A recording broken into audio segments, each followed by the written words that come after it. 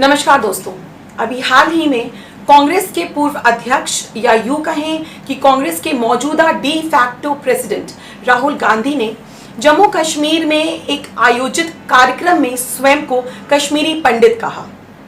राहुल ने कहा है कि उनका परिवार भी कश्मीरी पंडित है। इसके पहले भी कांग्रेस ने राहुल गांधी को जनेऊधारी हिंदू कहा था और राहुल गांधी ने स्वयं को बहुत बड़ा शिव भक्त बताया था। गुजरात चुनावों में हर दिन की शुरुआत के साथ एक नया विवाद भी जुड़ता चला जा रहा है। नया विवाद धर्म को लेकर शुरू हुआ है। जी हां, धर्म को लेकर ये चुनाव जब शुरू हुआ था, जब गुजरात चुनावों की बात आ रही थी, तब कांग्रेस और बीजेपी आमने सामने थे विकास के मुद्दे पर। लेकिन विकास का मुद्दा अब कहीं पीछे छूट चुका है, बात धर्म तक आ पहुंची है। राहुल गांधी हिंदू धर्म से हैं, तो जनेऊ धारी हिंदू हैं। 2017 में गुजरात असेंबली इलेक्शन के दौरान राहुल गांधी का टेंपल रन तो हम सबको अभी तक याद होगा।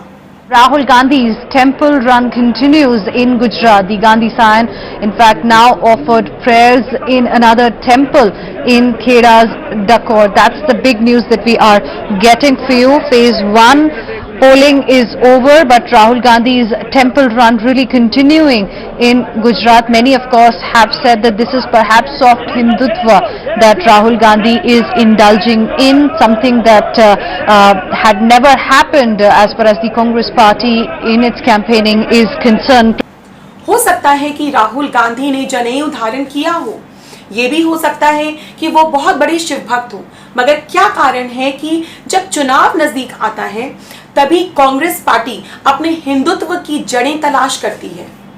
ये बात बिल्कुल सच है कि हिंदुत्व पर किसी भी पार्टी की मोनोपोली नहीं है और कांग्रेस पार्टी द्वारा स्वयं को सेक्युलर पार्टी कहलाने जाने में भी कुछ भी गलत नहीं है, मगर सेक्युलरिज्म के नाम पर करोड़ों हिंदुओं के आराध्य मर्यादा पुरुषोत्तम भगवान श्री राम के अस्तित्व पर प्रश्न लगाना सर्वथा अनुचित है, जैसा कि कांग्रेस पार्टी ने अपनी सरकार रहते साल 2007 में किया था। तब कांग्रेस लेड यूपीए गवर्नमेंट ने सुप्रीम कोर्ट में यह कहा था कि भगवान राम के अस्तित्व का कोई भी प्रमाण नहीं है। शायद कांग्रेस पार्टी को यह मालूम नहीं था कि हमारे देश के कॉन्स्टिट्यूशन के ओरिजिनल डॉक्यूमेंट में भगवान श्री राम, माता जानकी और लक्ष्मण जी की एक बेहद खूबसूरत तस्वीर है। जब देश के संविधान ने राम को मान्यता दे दी हो तो कांग्रेस पार्टी कौन होती है उनके होने या ना होने पर प्रश्न पूछने वाली। दोस्तों, हमारे देश की पहचान ही एक ऐसे राष्ट्र के रूप में है जहां सभी धर्मों का सम्मान होता आया है और यही हमारे देश की खूबसूरती भी है। सर्वे भवन्तु सुखिनः, सर्वे सन्तु निरामया, सर्वे भद्राणि पश्यन्तु, मा कश्चित् दुःखभाग् भवेत्। अर्थात सभी सुखी होवे, सभी रोग मुक्त रहें, सभी मंगलमय के साक्षी बने और किसी को भी दुख का भागी ना बनना पड़े। इन्हीं मंगल कामनाओं के साथ आपका दिन मंगलमय हो। ये पंक्तियां महज कुछ पंक्तियां नहीं हैं, बल्कि हमारे देश का मूल है, संस्कृति है, परंपरा है। इस बात से तो हम सभी अवगत हैं कि कैसे यूपीए गवर्नमेंट ने साल 2007 में राम सेतु को तोड़ने की तैयारी कर ली थी, जब आखिरी समय में सुब्रमण्यम स्वामी जी के सुप्रीम कोर्ट में पिटीशन ने राम सेतु को तोड़ने से बचा लिया। क्या सेक्युलरिज्म की डेफिनेशन यही होती है कि आप करोड़ों हिंदुओं के आस्था के प्रतीक भगवान श्री राम के द्वारा निर्मित राम सेतु को तोड़ डालें? जब यूपीए के शासन काल में टेररिस्ट एक्टिविटीज बढ़ने लगी तो कांग्रेस पार्टी ने लोगों का ध्यान भटकाने के लिए एक नया टर्म हिंदू टेररिज्म को इजाद किया। जब हमें यह बताया जाता है कि किसी भी टेररिस्ट का कोई धर्म नहीं होता, तो फिर ये हिंदू टेररिज्म का अर्थ क्या है? हो सकता है कांग्रेस पार्टी ये सोचती हो कि हिंदुओं को टेररिस्ट कहने से उसके सबसे सेक्युलर पार्टी होने का स्टैंप लग जाएगा।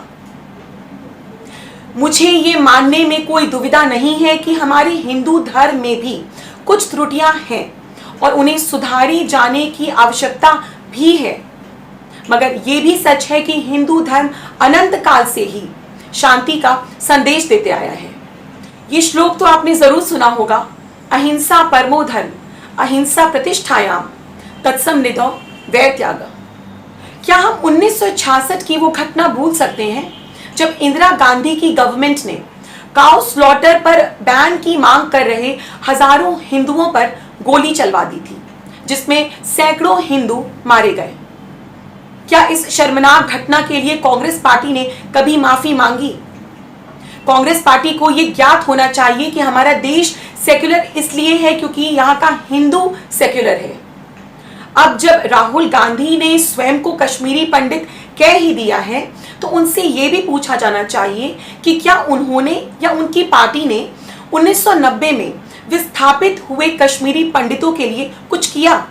1990 से लेकर अब तक इन 30 वर्षों में कांग्रेस पार्टी का केंद्र में 15 साल का शासन रहा है और जम्मू कश्मीर में भी उनकी सरकार रही है, मगर कांग्रेस पार्टी ने कश्मीरी पंडितों के लिए कुछ भी नहीं किया। अभी भी सैकड़ों कश्मीरी पंडित परिवार मेकशिफ्ट टेंट्स में रहने के लिए मजबूर हैं। हमारे देश की आर्मी विश्व की सबसे डिसिप्लिन्ड आर्मी मानी जाती है, मगर यहां भी कांग्रेस पार्टी ने सेक्युलरिज्म के आड़ में अपीजमेंट करने की कोशिश की। यूपीए गवर्नमेंट ने यह प्रयास किया था कि आर्मी पर्सनल्स का रिलीजन के आधार पर हेड काउंट लिया जाए। हमारी आर्मी का कैरेक्टर अपॉलिटिकल और सेक्युलर रहा है, और अगर कांग्रेस पार्टी की मंशा आर्मी को अपने पॉलिटिकल एजेंडा के लिए इस्तेमाल करने की ही थी, तो इसे आसानी से समझा जा सकता है कि इसका नेशनल सिक्योरिटी पर कितना घातक असर होता। अच्छी बात यह रही कि तत्कालीन आर्मी चीफ जे सिंह ने इसका कड़ा विरोध किया और सरकार को अपनी मंशा से पीछे हटना पड़ा। एक विडंबना यह है कि जिस कांग्रेस पार्टी का केंद्र में 50 साल से भी अधिक समय तक का शासन रहा, उसने अपने आप को सेक्युलर दिखाते हुए तुष्टिकरण की राजनीति अपनाई, मगर वो ठीक तरीके से तुष्टिकरण भी नहीं कर पाई। वरना क्या कारण था कि मुस्लिम समाज हर सोशल पॉलिटिकल इंडिकेटर के पैमाने पर सबसे पीछे रहता? मेरा ऐसा मानना है कि अभी भी देर नहीं हुई है और कांग्रेस पार्टी अगर सही मायने में सेक्युलर पार्टी है तो उसे देश के हर वर्ग को साथ लेकर चलना होगा, नहीं तो आने वाले लोकसभा चुनाव में कांग्रेस पार्टी का राजनीतिक वजूद एक क्षेत्रीय दल से भी कम हो जाएगा। धन्यवाद दोस्तों, आशा करती हूँ वीडियो पसंद आया होगा। वीडियो अच्छा लगा हो तो इसे लाइक दीजिए। आपको मेरा आज का वीडियो कैसा लगा मुझे कमेंट सेक्शन में लिखकर जरूर बताइएगा फ्रेंड्स, इससे मुझे बहुत मोटिवेशन मिलता है। अगर आप मेरे चैनल पर नए हैं तो चैनल को जल्दी से सब्सक्राइब करिए और बेल आइकन जरूर प्रेस करिए, वरना आप तक मेरे नोटिफिकेशंस नहीं पहुंच पाते हैं। आप मुझे ट्विटर पे भी जरूर फॉलो करिएगा फ्रेंड्स। अपने फ्रेंड्स और फैमिली के साथ इस वीडियो को ज्यादा से ज्यादा शेयर करिए। मुलाकात होगी बहुत जल्दी नेक्स्ट वीडियो में। जय हिंद।